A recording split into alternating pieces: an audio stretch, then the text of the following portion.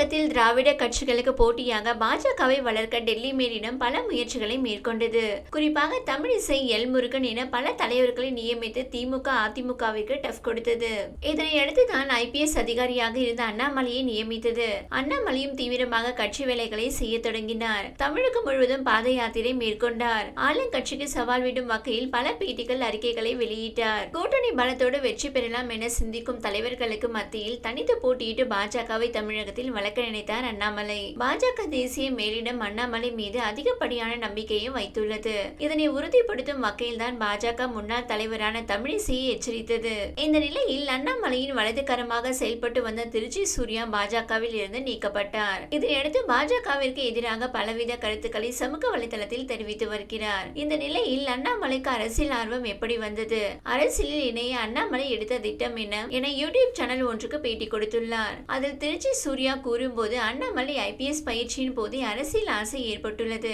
அப்போது தன்னுடன் பணியாற்றியவர்களிடம் நான் சட்டத்துறை அமைச்சராக வருவேன், நீங்கள் எனக்கு சல்யூட் அடிப்பீர்கள் என தெரிவித்துள்ளதாக திருச்சி சூர்யா கூறுகிறார். அடுத்ததாக IPS பதவியில் இருக்கும் போது அண்ணாமலை தேமுதிக தலைவராக இருந்த விஜயகாந்தை அவரது வீட்டில் சென்று சந்தித்து பேசியதாகவும், அப்போதுதான் தேமுதிகவில் இணைய விரும்புவதாக விஜயகாந்திடம் அண்ணாமலை கூறியதாக தெரிவித்துள்ளார். இதனைத் தொடர்ந்து விஜயகாந்த் அண்ணாமலைக்கு 2 மணி நேரம் அட்வைஸ் செய்ததாகவும், நல்ல பதவியில் இருக்கீங்கள், நல்ல இடத்தை அடைந்துள்ளீர்கள், இதன் மூலம் மக்களுக்கு சேவை செய்யுங்கள், நீங்கள் ஏற்கனவே அதிகாரத்தில் உள்ளீர்கள், கஷ்டம் என வருபவர்களுக்கு உதவி செய்யுங்கள், சட்டம் ஒழுங்கை சரியாக கவனிங்கள் என கூறிவிட்டு வீட்டு வாசல் வரை வந்த விஜயகாந்த் அண்ணாமலையை காரில் ஏற்றி அனுப்பி வைத்ததாக தெரிவித்தார். இதனைத் தொடர்ந்துதான் பாஜகவின் மூத்த நிர்வாகி PL சந்தோஷ் தொடர்பு கிடைக்க IPS பதவியை ராஜினாமா செய்துவிட்டு பாஜகவில் இணைய அண்ணாமலை முடிவெடுத்தார். அண்ணாமலை பதவியை ராஜினாமா செய்த பின்னர் 1 வருடமாக கட்சியில் சேர்க்கவில்லை.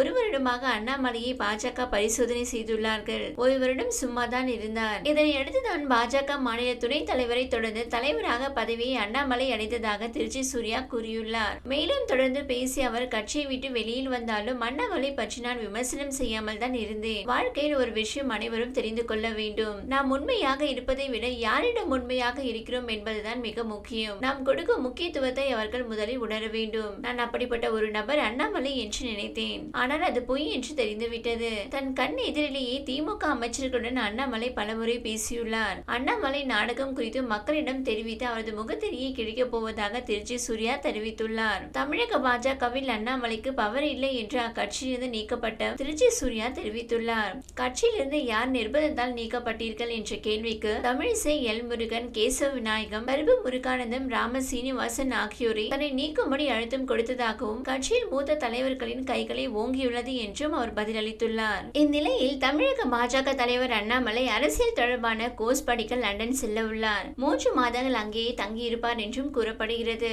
அதே சமயம் அங்கிருந்து கட்சி தொடர்பான வேலைகளை அண்ணாமலை பார்த்துக் கொள்வார் எனவும் தகவல் வெளியானது. இந்த நிலையில் இடைப்பட்ட காலத்திற்கு செயல் தலைவரை நியமிக்க கட்சி தலைமை முடிவெடுத்துள்ளதாக கமலாலய வட்டாரங்கள் தகவல் தெரிவித்துள்ளன. அதே சமயம் அந்த பதவிக்கு தமிழிசை காய் நகர்த்தி வருவதாக கூறப்படுகிறது. அமித்ஷாவை அவர் சமீபத்தில் சந்தித்து பேசியிருந்தது குறிப்பிடத்தக்கது.